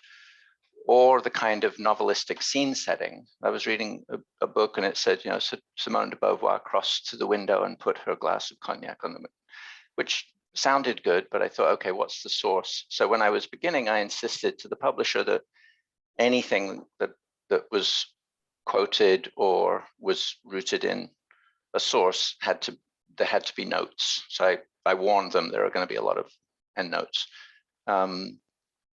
I think another factor that emerged as I was doing it was that Clive Bell is relatively unknown in the Bloomsbury pantheon. I mean, he was known obviously tangentially through what I came to believe was a caricature of him that exists in all the other biographical works about people in Bloomsbury. And I think that was some kind of constraint also. I felt like I need to lay out the territory, and maybe in the future, people might take an aspect and go deeper into that, or develop a different version. of the story that I told. So I felt a kind of responsibility to just map as much as I could. And then finally, I would say my dominant image in my own mind throughout was of mosaic. I can remember from very young being very taken with archaeological discoveries of those, like, floors of a Roman villa, where the archaeologist starts dusting away the dirt, and gradually an image appears, but it's often damaged in parts, but you can kind of extrapolate from what you see and fill in what's missing. And that was sort of my guiding metaphor, was that I was finding these tesserae, and as many as I could find, and placing them in like a jigsaw puzzle so that some image would emerge, but it wouldn't be complete because I was constrained also by the written record. I mean, there are many times when I thought, oh, I wish I could find a letter saying X or reply to this, but it didn't exist, so I didn't make it up because I was writing a biography. So I do have a kind of a traditional idea, despite what Woolf says about biography and fact and fiction. She learned that when she came to write one, she had to do the work, which is the mountain of facts. Jane Goldman. Oh, sorry, Laura, go ahead. Jane Goldman was posted a comment a few minutes ago, and I wanted to make sure that she had we had a chance to address that, or you all had a chance to address that. And then I know Maggie Home has been waiting as well, so I'd bring in Maggie right after that. But Jane's comment directly addresses the kind of question of the relationship between facts and story, or narrative strategies that I think Mark is also talking about. It's put in the form of a comment for Emma and Susan rather than a question. She says, I wonder about Keynes's revolutionary economic theories in relation to narrative strategies. After all, his interventions could be said to expose so-called factual economics and numbers as a form of narrative, of fiction making. On the other hand, the economic consequences of the piece could be read as a shot of realism, using the numbers to show how the reparations demanded by the Allies were impossible to be met without catastrophe. Yet the book itself is so much more than that numerical realism. It is a rhetorical tour de force in terms of countering the narratives world powers were making regarding the so-called peace. And I was wondering if either of the novelists or any of the other members of the panel might want to address that idea. I'm saying this, if I opened up the window behind me right now, you would hear a lot of car horns vigorously honking and blaring. There's a protest just on the next block against gun violence and lax firearm laws in the United States. And I drove by just before this panel started, and I saw plenty of signs with statistics, and I saw plenty of signs with what might be called fragments of stories. This thing happened, this thing happened. And I wonder what sort of makes for, say in the current political climate, what in the United States and maybe in particular, but elsewhere as well, obviously. Do we need more facts? Do we have the facts? Do we need better stories? Do we need greater rhetorical effectiveness? So on. Anyway, I think that Mark's comments and Jane's comments were speaking to that. Jane, did you want to follow up?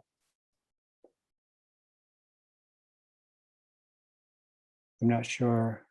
No, not really. I mean, just I wondered if part of the point of writing about Keynes is to actually just communicate how wonderful his economics are, and we're still suffering from this idea of the good housekeeping of Margaret Thatcher, which is a total lie and a fiction, that we have to make accountancy, we have to make the numbers add up.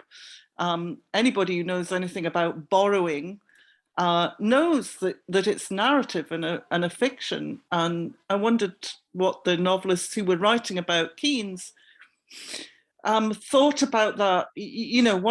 One of the great books of so-called realism is Robinson Crusoe, and every economist uses it. You know, economics and fiction are bound up, and I think we have Keynes to thank for exposing economics as a fiction that we should be in charge of inventing and rewriting. And I just wondered if that affected either novelists' narrative strategies, or whether those kind of qualities in Keynesian economics were in their actual novels, neither of which I've yet had the chance to read. Does that make sense to either of you? Shall I respond? Sorry, Please. Susan. I can't see Susan on the screen at the moment. I don't want to jump in. I think that's very shrewd. I agree with a lot of that. I think you know, his economic. That's one of the things he's trying to do. He's trying to say that this idea about free markets and laissez-faire, it's a sort of fairy tale isn't quite the right word, but it's got this grip, which really isn't anything to do with the facts or the reality. I mean, you're also right about economic consequence of the piece is quite rhetorical in a sense, although I don't think that's so true of his later work, which I think is, I think economic consequence of the piece is actually quite inspired by Clive Bell's writing. So no, I think what you're saying is very true, and I don't want to talk at length, but I actually wrote a piece that I put up on Medium that you might find interesting if you go and have a look. It's Keynes famously said that we should all be, when the facts change, I change my mind, and I wrote something based on that, which you might find interesting, and I think, yeah, I think you're very much onto what he's trying to do, and what I'm trying to do in the novel to an extent. Thanks. Thanks, Emma. Could you share that link in the chat? Sorry, I'll find it and share it with you. Yes. Maggie, you've been waiting. Okay, well, just an absolutely wonderful panel. I mean, and I'm so pleased I've got all your papers to read tomorrow, or when the conference ends. I just wanted to add a complication, or some complications, because the focus has been very binary.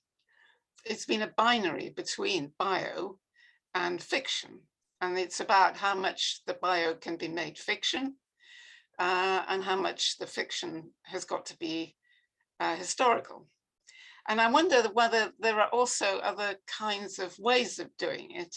And the trouble is, the only example I can give is my own Woolf biofiction, Talent House. And I feel really embarrassed about, I hope that's okay, just to give an example of another way of doing it, okay?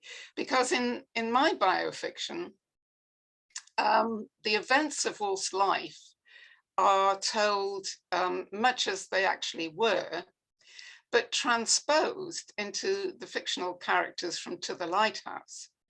And in turn, I make the fictional characters of To the Lighthouse into real life people, in that Mr. Ramsay in my novel is Leslie Stephen. It's based on Maitland's life of Leslie Stephen. So in Talent House, there's 4 or 5 different kinds of histories, because even the events in Woolf's life, which I tell as stories, are put into a different time scale. They happen to Woolf at Talent House as an adolescent, but in my novel, of course, they happen to characters in Talent House in 1909, long after, very sadly, Woolf had to leave, or the Stephen family had to leave, and the father was dead. So I think there are other ways of doing biofiction, I hope, where you can kind of bring in fiction characters, because I have real life people. I have Hilary Hunt, who took Woolf to the Lighthouse. I have Lisa Stillman and Lisa's mother, Marie Stillman. I have local painters at St. Ives, Louis Greer and Julius Olson, who are real life people. So these are all real life people in a biofiction, but there's this other, you know, there are other ways of doing it, I think. That's all. This sounds to me like a very metaleptic kind of biofiction, because there are characters meeting people from another ontological layer, and I find that fascinating. I've been doing some work on that from like the 80s. There's Saramago's novel about Ricardo Reich meeting Pessoa, and Ricardo Reich, of course, is made up by Pessoa.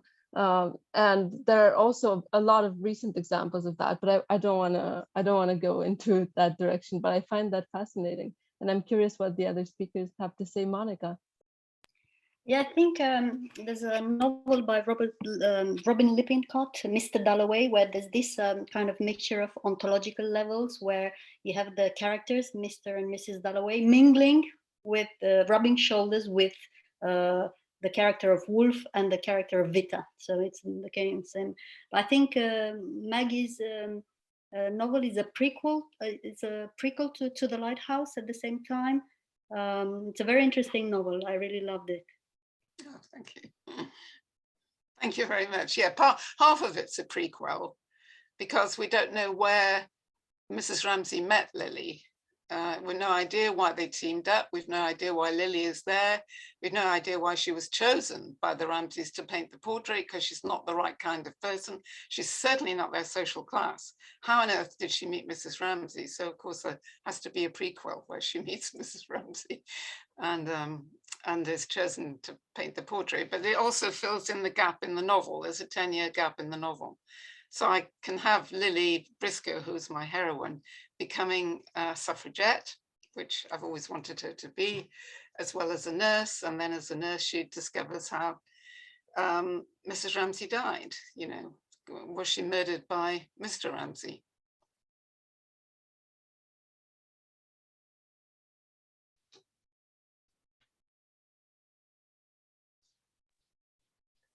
Does anyone from the chat want to bring their comments into the conversation, or do we have more questions? If not, I'm happy to introduce some new topics or pick up some old threads. I was just going to say, if I may, that just in response to those last points, that I really loved what you said, Monica, about bringing Woolf's legacy into new circuits of meaning. And I have a kind of confession to make, which is that I was, being blown away by many of the things at the conference, but I loved the plenary yesterday with Gretchen Getzina, where she asked us to think about whether Woolf's work can speak to race. And kind of all night I've been thinking, wouldn't it be fascinating for a biographical novelist to kind of plunge Woolf into a kind of invented, or perhaps not invented, multiracial setting, and then perhaps, sort of bring her there with her, her formidable intellect, her anger at injustice and empire, and her willingness to revise her opinions in the light of new thinking or new information. I was thinking, wouldn't that make a fantastic kind of new biographical fiction? Anyway, that's just while people were coming into the chat or questions. This reminds me of Oscar Wilde Discovers America by Lewis Edwards, but Michael knows much more about that than I do. But it's kind of the same idea of exploring race through a well-known writer. Varsha, you have your hand up. Please jump in.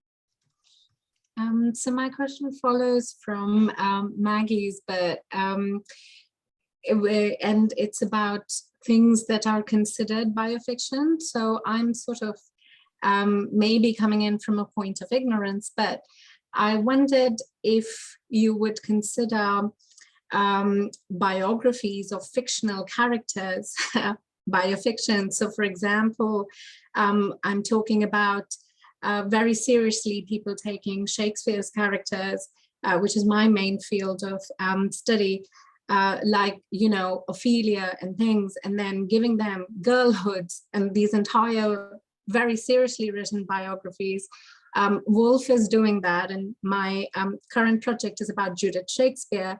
So Woolf is doing that, sort of inventing a character who could have been, and then giving her a biography so in a way. But there are extensive examples of that too. So I wondered if people would consider those biofictions, which are biographies of fictional characters. So sort of reverse, if you like, of what we've been discussing and what the ethics of that might be. Can I pick this up, or does anyone want to jump in right now? So to my mind, this is a different genre. Some people have called it fictional biography, but some people also think that fictional biography is just a different degree of fictionality from biofiction. But for instance, there's a French speaking author, Jean-Benoît Pouet, who wrote some fictional biographies. So biographies written in the style of a biography about a completely fictional character. And I think Dorit Kohn also discusses this. There's this book, Magbo, by a German author, I can't remember the name right now, which is the same formula. So a biography, but about an invented character.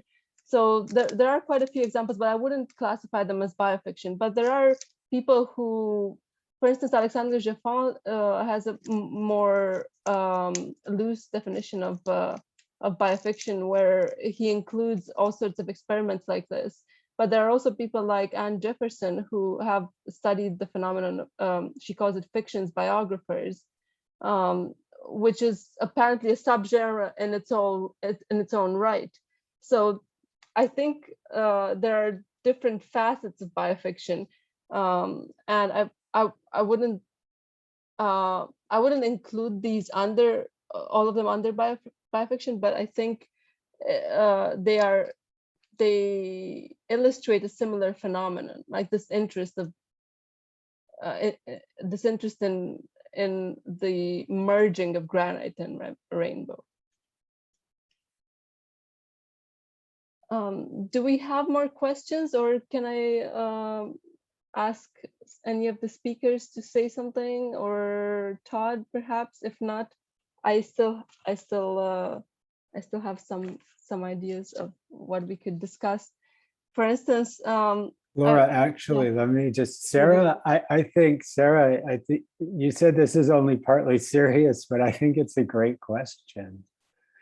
Would you like to ask this and maybe expand on it?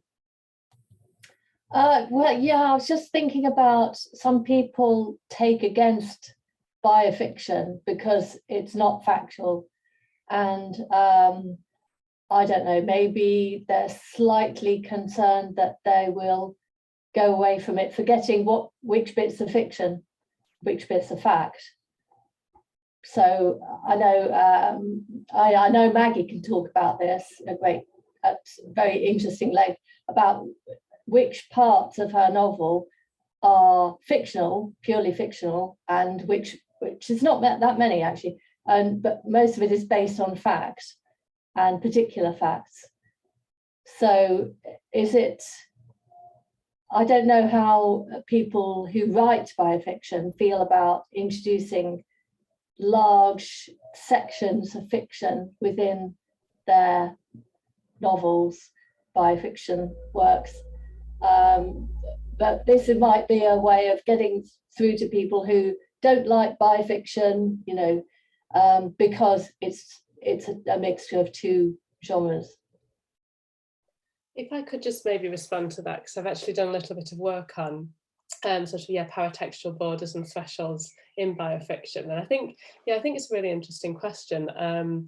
I guess sometimes you can imagine a situation in which such a statement was made, I guess, in good faith, as you say, with a concern for sort of educating the reader and making them aware of any departures from the record. And I have no doubt that sometimes statements are intended in that light. I personally think there's a possibility, though, that they can be maybe quite subversive documents. As I said briefly in my statement, you know, is there a risk perhaps that when we lay bare inventions, the reader takes everything that's not listed as sort of gospel truth in a way? Or similarly, if an author gives reams and reams of factual sources, does that sort of shore up fiction in a way that maybe is unearned? So yeah, I think the paratextual statements surrounding biofiction are far from transparent, personally. I'd be interested to hear what anyone else has to say on that. Can I make a good comment then?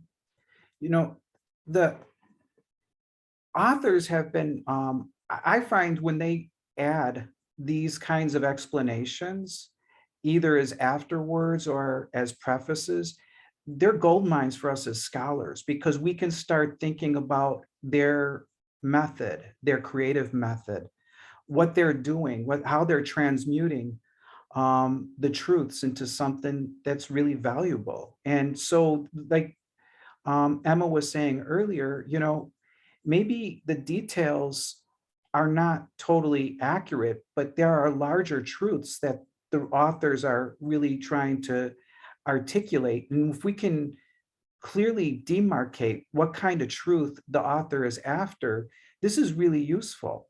And I love teaching this to students, because I can explain to them and say, hey, look, if you look at these documents, you know, and one of my favorites to talk about is William Styron's Confessions of Nat Turner, because in that novel, the Nat Turner character lived on a plantation that could not have existed at the time. And Styron said, I did that on purpose. I changed that on purpose because I wanted to show that there was a link between rabid forms of capitalism and slavery, and that this kind of rabid capitalism and slavery is not something that died in 1865. It's still around. And so I wanted to show, I was using this as a metaphor. And when Styron explains this, then all of a sudden the readers can start to realize he's taking all kinds of liberties, but he's doing so with knowledge. These are not mistakes. He's changing facts for a reason. And one of the great things that he does in the novel is he gives the character of Nat Turner a homosexual experience with another slave. And a lot of people blasted Styron in 1967 for doing that. But Styron started writing the novel because he was living with James Baldwin at the time. And James Baldwin was encouraging him to go into this character. And James Baldwin even said, I could play that character in a film. He knew that that character was in part based on his life. And Styron was trying to draw some clear logical connections between the structures and conditions of oppression that were directed at Black people in 1831 and those same structures that were used against gay people. And once you show students that Styron is interested in these higher truths about structures and conditions of oppression, then they read the text in a totally different way. So these disclaimers, I find gold mines. And my students love them when we start to be able to use them to illuminate the text and the different types of truth that the authors are starting to formulate.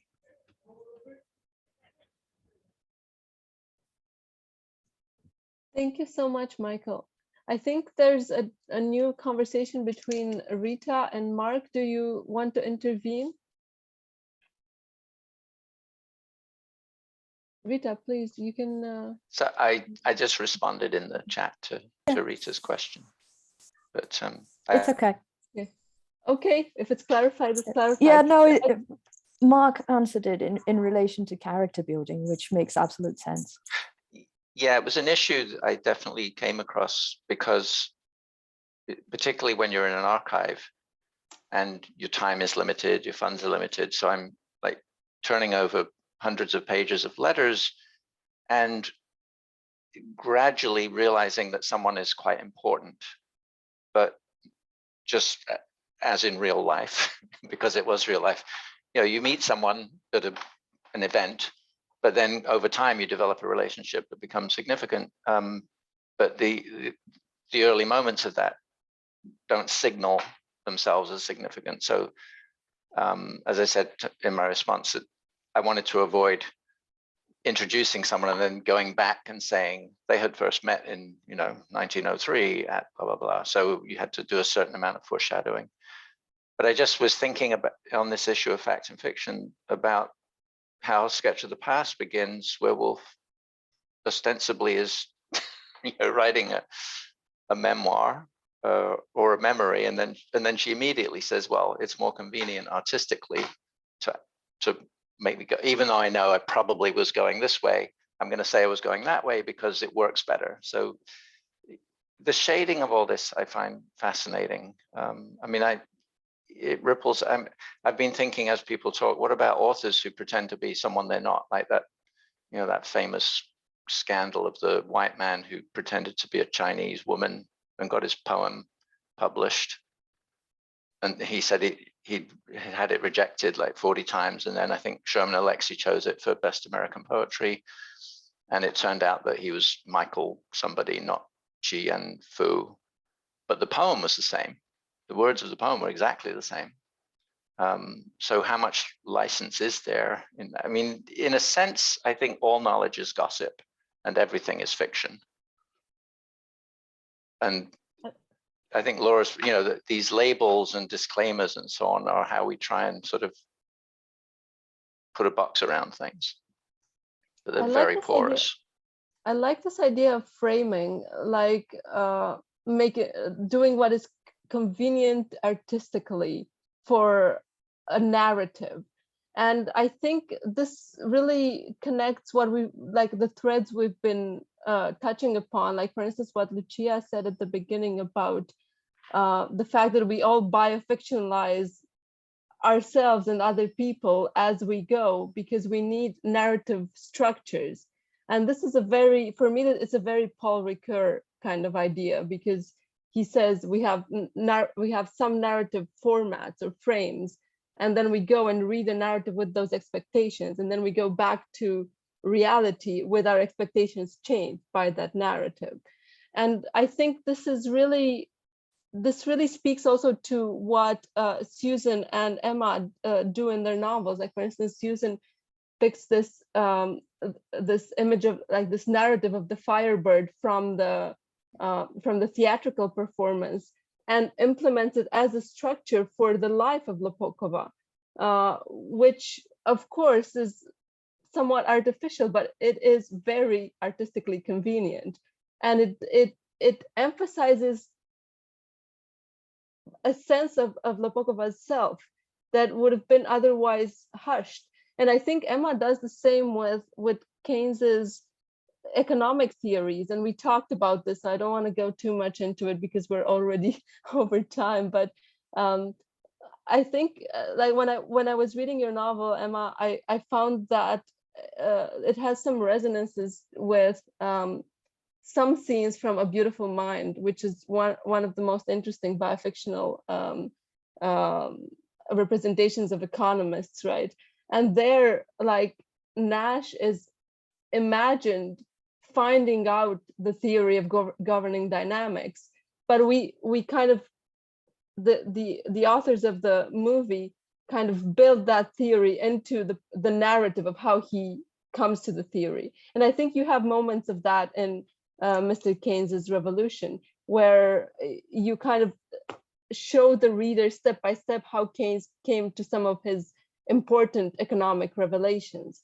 And yeah, I just want to end at least my comment, maybe not the whole session, on this note that structure is what makes us navigate life and understand the lives of others, and giving a fictional structure, a narrative, superimposing an invented narrative structure upon life is basically what keeps us handling it. And with this, I will stop and I will let Todd do any closing remarks that he wants to say. And I'm sorry for going a bit over time. No, I would only like to thank everybody, all of the panelists, for their absolutely brilliant and generous work with us and with each other. And I'd like to thank the entire audience who is here today as well. as so often with great conversations. I just don't want this one to end. But then I don't see any reason for it to end either, or just take another shape. Whatever that form may be, Laura, whatever the appropriate aesthetic form is. I want to thank everybody. Thank you to all the panelists. Great, and thank you, Todd. And again, I know there's some more events coming on this afternoon and this evening and even tomorrow. So it's my pleasure just to kind of be here and listen in on all the brilliance at work with all this Virginia Woolf scholarship. Definitely Amy sends her thanks as well for you all for hosting and serving as chairs, and then the panelists as well. So we will have this recording available if anyone does want to revisit the conversation. I'm also going to be copying everything that's been in the chat, and I'm supposed to be relaying this, and I believe this will be posted as well. So as Todd said, the conversation will continue moving forward. And again, thank you all for your time this afternoon. So take care. Thank you. Looking forward Thank you, to Adam. staying in touch with everyone. Thank you. Goodbye. Bye. Thank you, everyone.